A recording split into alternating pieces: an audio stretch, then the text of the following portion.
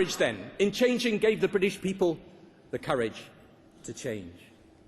That's how we won. And 10 years after,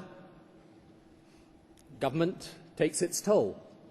It does. It's in the nature of the beast.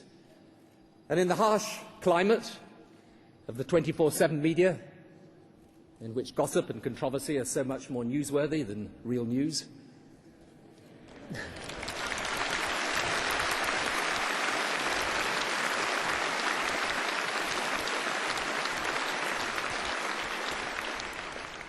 people forget. I spoke to a woman the other day, a part-time worker, complaining about the amount of her tax credit, and I said, hold on a minute. Before 1997, there were no tax credits. Not for working families, not for any families. Child benefit was frozen. Maternity pay, half what it is. Maternity leave, likewise. Paternity leave didn't exist at all. No minimum wage. No full-time rights for part-time workers. In fact, nothing. So what she said, that's why we elected you. Now go and sort out my tax credit.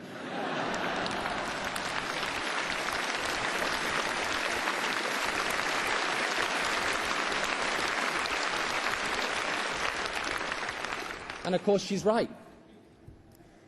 In government you carry each hope, each disillusion. And in politics, it's always about the next challenge. The truth is you can't go on forever. That's why it's right that this is my last conference as leader. And of course, it's hard to let go, but it's also right to let go for the country and for you, the party.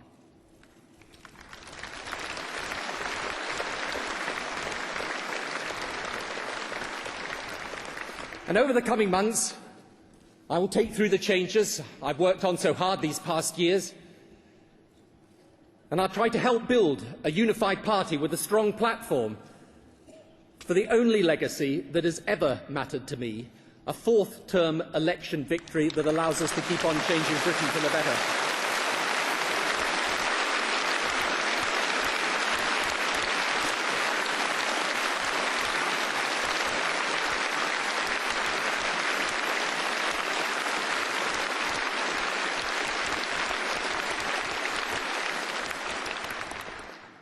And I want to heal. There's been a lot of talk of lies and truths these past few weeks. In any relationship, at the top of any walk of life, it isn't always easy, least of all in politics, which matters so much and which is conducted in such a piercing spotlight. But I know New Labour would never have happened, and 3 election victories would never have been secured without Gordon Brown.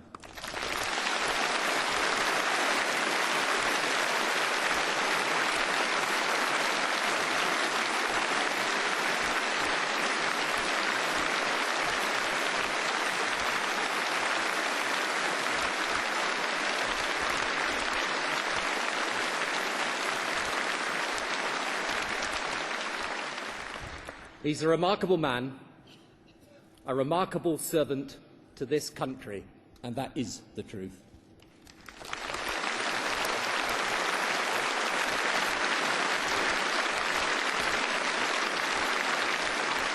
So, now, 10 years on, this party faces together the real test of leadership. Not about what we've achieved in the past, but what we can achieve for Britain's future. Not just how do we win again, but how does Britain carry on winning? I won't be leading you in the next election. But you know, I've sat in this hot seat for 10 years. And here's my advice. The scale of the challenges now dwarf what we faced in 1997. They are different, deeper, bigger, hammered out on the anvil of forces global this time in nature, sweeping the world. In 1997, the challenges we faced were essentially British. Today, they are essentially global. The world today is a vast reservoir of potential opportunity, New jobs in things like environmental technology or the creative industries, financial services. There's cheap goods and travel, the internet, extraordinary advances in science and technology. In 10 years, we will think nothing of school leavers going off to university anywhere in the world. But with these opportunities comes huge insecurity. In 1997, we barely mentioned China. Not anymore. Last year, China and India produced more graduates than all of Europe put together. 10 years ago, energy wasn't on the agenda. The environment, and also ran.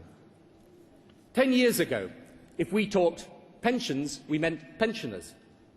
Immigration was hardly raised. Terrorism meant the IRA. Not anymore. We used to feel we could shut our front door on the problems and conflicts of the wider world. Not anymore. Not with globalization, not with climate change, not with organized crime, not when suicide bombers born and bred in Britain bring carnage to the streets of London in the name of religion. And when a speech by the Pope to an academic seminar in Bavaria leads to protests in Britain. The question today is different from the one we faced in 1997. It is how we reconcile openness to the possibilities of globalization with security in the face of its threats. How to be open and yet secure. And again, there is a third way. Some want to fortress Britain, job protection, pull up the drawbridge, get out of international engagement. Others see no option but to submit to global forces and let the strongest survive. Our answer has to be very clear. It is once again to help people through a changing world by using collective power to advance opportunity and provide security for all. To reconcile openness and security as once we reconciled aspiration and compassion, not as enemies, but as partners in progress. The British people today are reluctant global citizens. I want them to be confident ones. And the danger in all of this, for us as a party, is not ditching New Labour. The danger is failing to understand that New Labour in 2007 won't be New Labour in 1997. 10 years ago, I would have described relinking the basic state pension with earnings as old Labour. Our aim is by 2012, but by the end of the next Parliament at the latest, to do it. Now,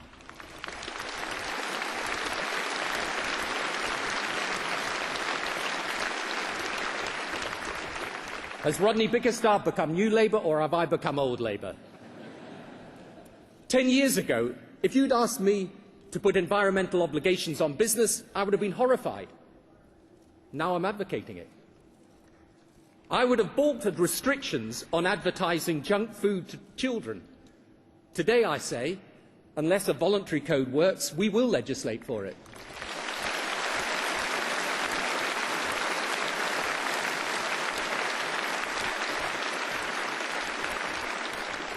Ten years ago, I parked the issue of nuclear power. Today, frankly, I believe without it, we are going to face an energy crisis and we can't let that happen.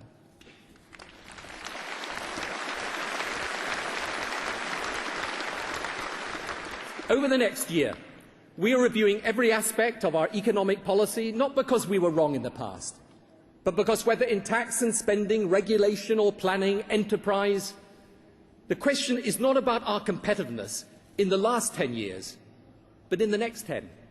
Developing financial services and the City of London, the creative industries and modern manufacturing. How to be the world's #1 place for bioscience. If America does not want stem cell research, we do. We welcome it here.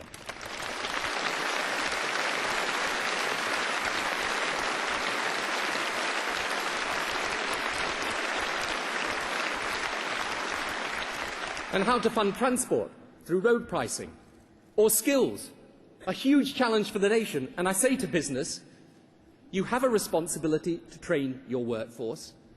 And to trade unions, here is the chance to be the learning partners for the workforce of the next generation. Take that chance.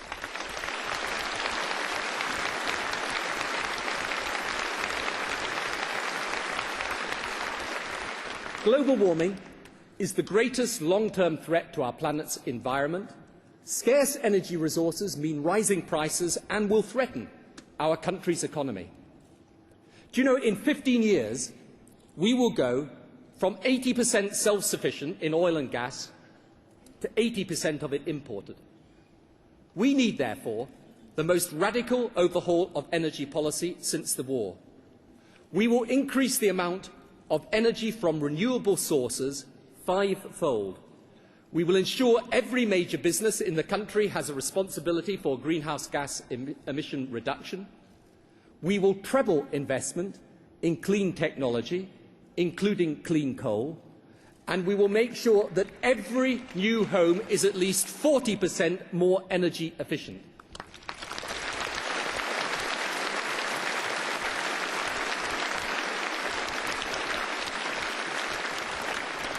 We will meet our Kyoto targets.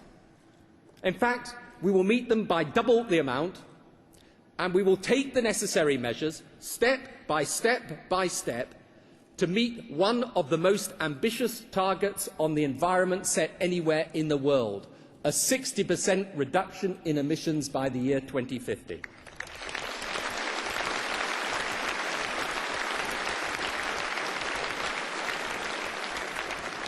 And again, in the future, as people live longer, we can't afford good pensions and help for disabled people who can't work, with 4 million people on benefit, many of whom could work. Almost 1 million less than there were, but still too many. That's why we need more radical welfare reform. That's why we need to get more disabled people, more lone parents, more on unemployment benefit into work. And the reason for it is not to destroy the welfare state, but to preserve it.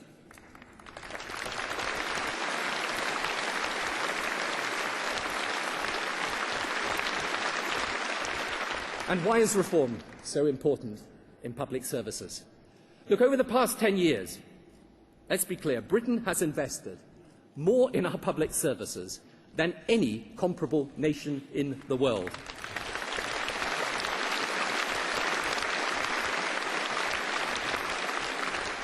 We're near the bottom in Europe.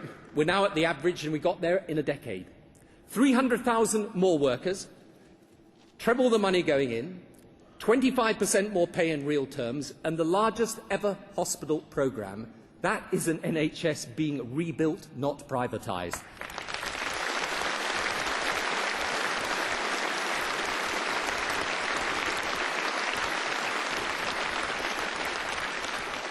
Refurbishing and rebuilding every secondary school in the country, 92,000 more classroom assistants, 36,000 more teachers, pay also up, 17% in real terms. This isn't about privatising state education. It's about producing the best school results ever that our country's future needs.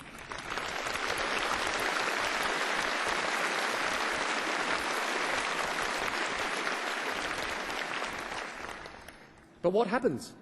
Expectations rise. People today want power in their own hands. 2/3 of the country has access